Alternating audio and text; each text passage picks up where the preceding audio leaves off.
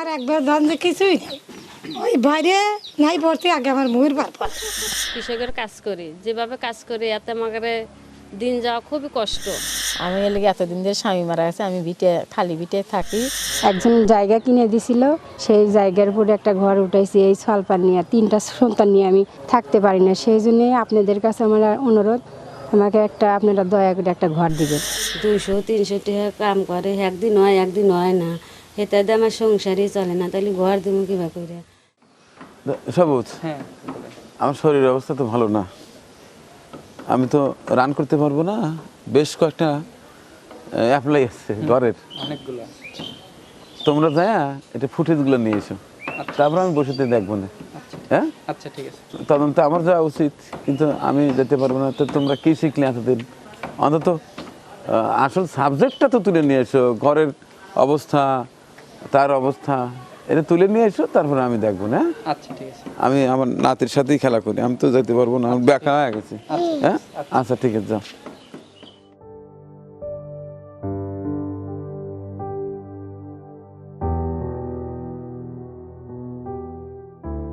আমার নাম ছবিরা খাতুন, বাড়ি বলিয়া পূর্বপাড়া। আমার ঘর দুয়ার ভেঙে গেছে, সোলার বেড়া, আমার একবার দ্বন্দ্বে কিছুই নেই, ওই বাইরে নাই পড়তে আগে আমার মুহির বার পড়ে। এটা আমার স্বামী কাম কাজ করবে পার না, আমি তো এই কামাই করে খিলেই থাক, যাই কিছু করি টুকটাক করি। তা আনা দিলে একটা ঘর দিতাম না, তাহলে আমার ভাঙে চুরে গেছে ঘর দুয়ার, একবার কিছুই নেই। একবার পানি পুরি পারে একটা ছেলে, তারেরই ঘর দুয়ার নেই, তারেরই জ্বালা কঠিন।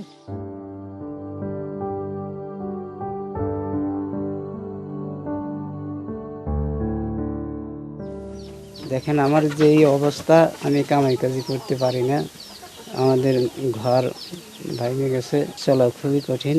আমার দিদি ওই মানুষের বাসায় কাজ করে আনে, সেইটা আমরা দুইজন মিলে খাই। আর বৃষ্টির পরে গায়ে পার, আমরা থাকতে পারি না। আসলে ভাঙাচুরে ঘর, ওই ভাঙাচুরে ঘর আমাদের বাতাস ঢোকে, আসলে আমরা থাকতে পারি না। আমার ঘর দিলে পরে একটা আমরা দোয়া করে তোমার আপনাদের লেগে আবার একটু যদি ঘর দিলেন না, আমরা ওই ঘরের মধ্যে থেকে আপনার লেগে নামাজ কালাম বলে দোয়া করলাম।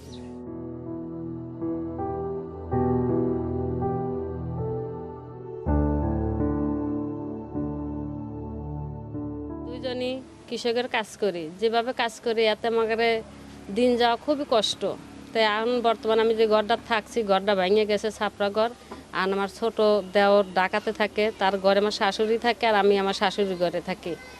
তা আপনারা যদি আমাকে একটা ঘর দিয়ে দেন, তাহলে আমার জন্য একটু সুবিধা দেন। আমি এই ঘরটাতে আগে থাকিছি, এখন মনে করেন যে আমার থাকার মতো কোনো জায়গা নেই। আমার ছোটো দেওয়ার ঢাকাতে থাকে, হে যদি কোনো অনুষ্ঠানে কিংবা ঈদে বাড়িতে আসে, তাহলে আমার থাকার মতো কোনো জায়গা নেই, আমি মানুষের ঘরে ঘরে যা থাকি। তা আপনাদের তরফ থেকে যদি আমার একটা ঘর দিয়ে দেন, আমি নামাজ কালাম করে আপনাদের জন্য দোয়া করব।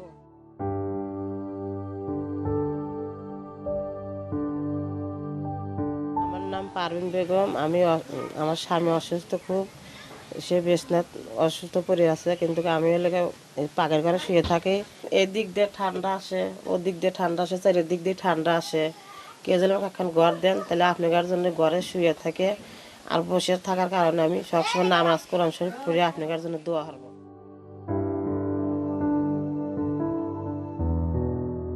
আমার নাম রেহানা, বাড়ি পুকপাড়া ফলিয়া। আমি এর লাগে এতদিন ধরে স্বামী মারা গেছে, আমি খালি ভিটে থাকি, হয়তো কর্ম হরিয়া খাই।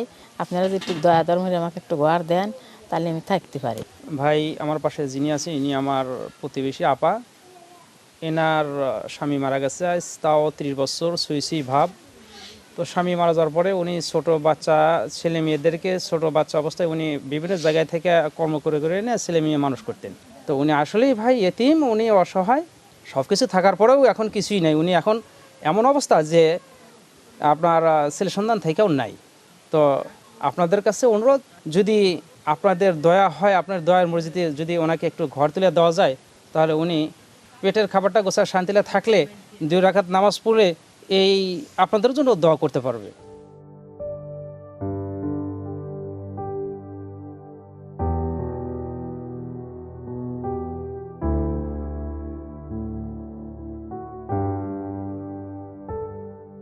আমার নাম তাকমিনা আক্তার বিথি। আমার স্বামীর নাম গোলাম কিবরিয়া, কাঠমিস্ত্রির কাজ করে। আমার শ্বশুরের নাম মজনু। আমি উল্লাপাড়াতেই থাকি। এখানে নতুন একজন জায়গা কিনে দিছিল, সেই জায়গার উপরে একটা ঘর উঠাইছি। এই সলপান নিয়ে 3টা সন্তান নিয়ে আমি থাকতে পারি না। সেই জন্যে আপনাদের কাছে আমার অনুরোধ, আমাকে আপনারা দয়া করে একটা ঘর দিবেন। আপনাদের কাছে আর বলার মতো আমার কিছুই নাই। টয়লেটও নাই, একটা টিউবওয়েল ব্যবস্থা, টয়লেটের ব্যবস্থা, আর একটা ঘর। আমি অন্যের বাড়ি থেকে পানি এনে খাই।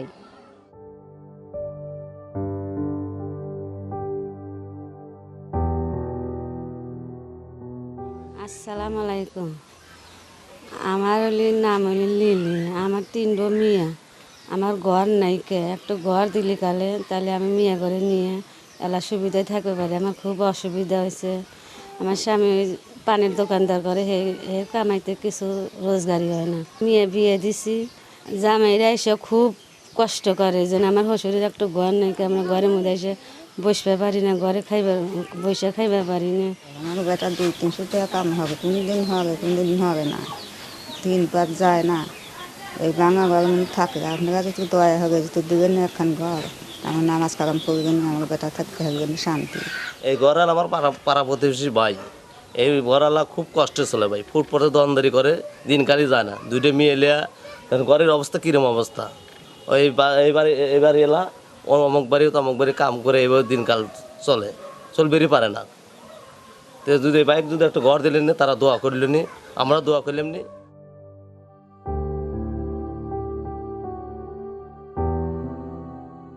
এই যে একটুখানি চহের মধ্যে আমরা 3-4 জন হয়ে থাকি, 2টো মেয়ে, আবার আমরা 2 জন হইয়া থাকি। আমার ঘর দোয়ার নাকি। আপনারা যদি লেলা দয়া করে ঘর তো দিলেনি, সাহায্য করে। আমার স্বামীর দোয়ান কাম করে, 200-300 টাকা কাম করে, একদিন হয় না। সেটাতে আমার সংসারই চলে না। তাহলে ঘর দিব কিবা করে? আমার একটু নেপ তসুক কিচ্ছু নাকি, খেতা বালিশ এর মধ্যেই হইয়া থাকে, ব্যাগ জ্বর হইয়া। নামাজ পড়ার আমার জায়গা নাকি। আপনারা যদি দয়া করে যদি একটা ঘর মর যদি দিলেনি, তাহলে আমি নামাজ পড়ে আপনাদের কাছে দোয়া করলাম নি। এদের এনে আমার প্রতিবেশী, এর একটা ঘর নাই, 3টে মেয়ে, একটা মেয়ে বিয়ে দিছে, আর 2টা এই রুমে থাকা খুবই কষ্ট। তো আমরা চোখের পার দেখতেছি, পারেন যে এদের যদি একটা ঘর দিয়ে দিতেন তাহলে এদের একটু সাশ্রয় হতো। আমার পাড়া প্রতিবেশী তো যাই হোক, ফুটপাতে পান বিক্রি করে আর কি। তো আসলে 200-300 টাকা বা কোনোদিন 150 টাকা, কোনোদিন এমনিতেও অনেক সময় বিক্রি হয় না আর কি। তো তারপরে এই অবস্থায় 3টে মেয়ে ছিল, 3টে মেয়ে আছে, একটা মেয়ে বিয়ে দিছে অলরেডি, 2টা মেয়ে নিয়ে এখানে খুব কষ্টে থাকে আর কি। তো এখনকার যুগে তো আসলে এক রুমের মধ্যে তো আসলে মেয়ের জামাই বা মেয়ে নিয়ে তো আসলে থাকা ইম্পসিবল, অসম্ভব। তারপরে ওনার ওয়াইফটা মানে মানুষের বাসায় কাজ করে। তো আসলে কাজ করে এখন বা কয় টাকাই দেয়, 100-150 টাকা সব মিলে টোটাল 300 টাকার মতো পায়। বাচ্চা কাচ্চা নিয়ে চলা ছোটাপ। তো এখন আমি আপনাদের সবার উদ্দেশ্যে বলতে চাই, যাদের মাধ্যমে ঘরটা আপনারা দয়া করে দিবেন, তো যদি দেন আর কি উপকৃত হব, ওনারা উপকৃত হবে, আল্লাহর কাছে দোয়া করবে। তো আমাদের সেরকম আসলে অবস্থা নাই যা আমরা দিয়ে দেবো আর কি। তো আপনারা দয়া করে যদি ওনাকে ঘরটা দেন, আসলে অনেক উপকার হবে আর কি। তো দর্শক দেখলেন তো তদন্তের ভিডিওটি। আমি যেতে পারিনি, আমার ছেলেদের পাঠিয়েছিলাম, ওরা ভিডিও করে নিয়ে আসছে, দেখলাম। আপনাদের সাথে মতামত জানাবেন কাকে ঘর দেওয়া যায়। আপনাদের মতামতের উপর ভিত্তি করে আমি ঘর প্রদান করব ইনশাল্লাহ, জানাবেন। আমাদের পরিবেশনা আপনাদের ভালো লেগে থাকলে শেয়ার করে অন্যকে দেখার সুযোগ করে দিন। আরও নতুন নতুন ভিডিও পেতে চ্যানেলটি সাবস্ক্রাইব করে সঙ্গেই থাকুন।